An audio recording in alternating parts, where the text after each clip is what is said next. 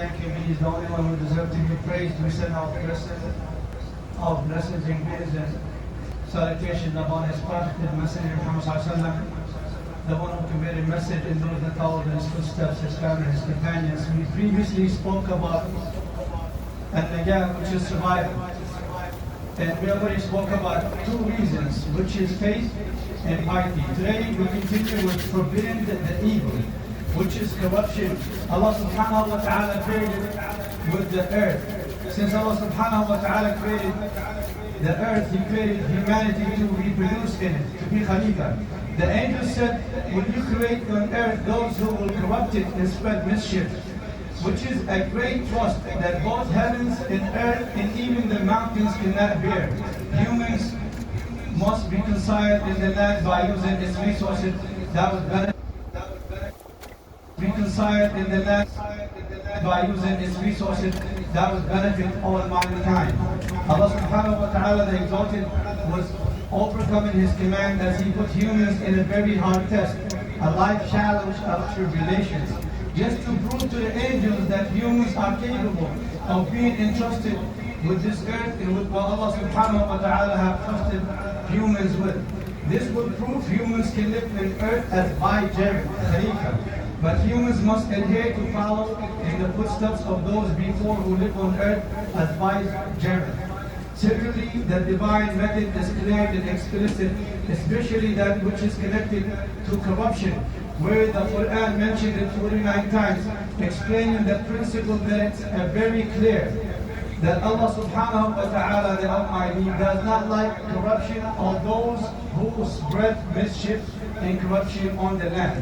All rulings have proved that this is the main principle.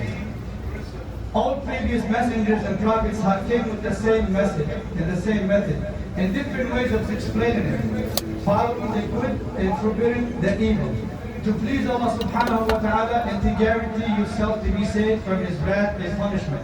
The Quran clearly wants us to learn from those nations before us, and how when they transgress those nations before us, and how and they did not command the good or forbid the evil, that Allah subhanahu wa ta'ala destroyed them with His anger and wrath and punishment. And only a small number of believers who seek the survival or the najah, and who are saved from Allah's punishment when He sends His wrath down, because they took on the reasons and the ways of survival. Also in the Quran, because they took on the reasons and the ways of survival. Also in the Quran, the story of the sad, and it is many lessons for us, and also to learn from it when Allah subhanahu wa ta'ala forbid that they should not fish on Saturday. On this particular day, Saturday, Allah subhanahu wa ta'ala tested that the fish would come out on this day so much it even swim on top of the water in huge numbers. And the rest of the week, the sea is empty with no fish. But then they did not obey Allah subhanahu wa ta'ala command, and then they would traffic on Saturday. And Sunday they would pull out the fish net and fish. And then Allah subhanahu wa ta'ala explained that their village was divided into three nations or groups. One group would command and advise and forbid the evil or corruption. The second group was relentless and laid back, and then they assumed that Allah subhanahu wa ta'ala would punish those who transgress, while the third group does not care and would commit all kinds of evil and corruption on earth, and they claim that they do not even fear Allah subhanahu wa ta'ala. Two of these groups are the ones that gave up and assumed that Allah subhanahu wa ta'ala would definitely punish those who disobey Him. And the second group is to obey Him. And the second group is the one that commanded and insisted on reviving these people and remind them of Allah subhanahu wa ta'ala. This was the group that was saved because it has commanded the good and forbid the evil, and that's why it was saved.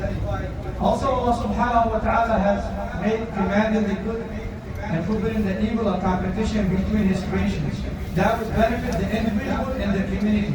The best way to command the good is to strive and reform the educational curriculum with values of tolerance and the revival of peace, and by representing Islam with the best of its true form, which is the message to fight corruption and to put the foundation of justice and reform, raising generations on the teachings of Islam and how to have morals and good characters and traditions of Islam teachings. We need to teach our kids what is corruption from a very young age.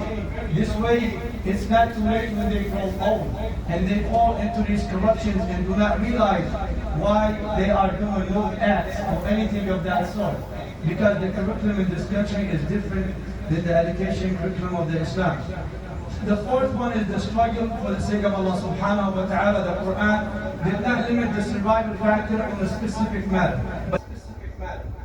The Quran did not limit the survival factor on a specific matter, but it expanded it on many reasons in ways where you can save yourself from His wrath. When Allah subhanahu wa ta'ala legislated jihad, and then at that time the Sahaba hated it, but when some of the Ansar said if there is any action most beloved to Allah subhanahu wa ta'ala, we will do by it until we die. Then Allah subhanahu wa ta'ala sent the verse, believe in Allah and His messengers and struggle for the sake of Allah subhanahu wa ta'ala with your wealth and yourself. And today we understand the struggle is the business that we know today. But the trade or the business is not that we know today. But Allah subhanahu wa ta'ala connects it between the servant and Him. And the capital profit value of it is belief, with its conditions established, that is faith, and striving in the struggle for the sake of Allah subhanahu wa ta'ala. Then the profit of this capital is to save yourself from Allah's punishment and succeed in the paradise in the hereafter, not the worldly profit that we know today. Finally, supplication and praising Allah subhanahu wa ta'ala. And whenever we become heedless, Allah subhanahu wa ta'ala, and whenever we become heedless from remembering Allah subhanahu wa ta'ala, these are called blocking or the complainer is blocking them, which is, it's a TLC, it looks like a Toyota Highlander. The last number is 014C.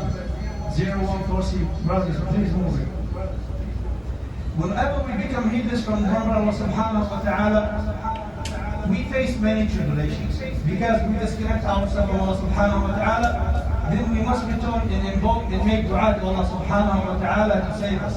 The Sheikh gave some examples, the people of Moses, Bani Israel, and then when they came up and they was trying to be saved from Fir'aun, they had a few decisions that they wanted to be saved from Fir'aun. And then they made dua. And another example is Fir'aun's wife, who was a true believer, and she was a true firm believer. Even though she lived with Fir'aun, she claimed and she made dua that she wanted the paradise of Fir'aun. She wants a paradise in Jannah. And Allah subhanahu wa ta'ala gave her that. And this is ways of survival. Also, not to neglect the dua or remembrance. As the Shaykh gave example of the people of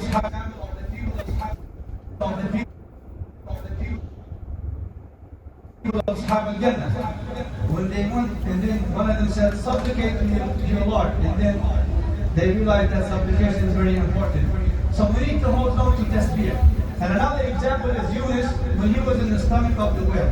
Then he realized that he admitted that he wronged himself and he made tasbih. And Allah subhanahu wa ta'ala, He saved him. And this is also a way of survival, a way of nagat, how to save us. And always remember Allah subhanahu wa ta'ala and make his tasbih and depend on Him. The Prophet and the messengers did that. And they wrote and invoke Allah subhanahu wa ta'ala. And then our Lord Malik wa jazakumullah khair. You do not get any brothers and sisters. And Allah stand the rest. الحمد لله وكفى والصلاة والسلام على عباده الذين اصطفى. الله خير عما يشركون.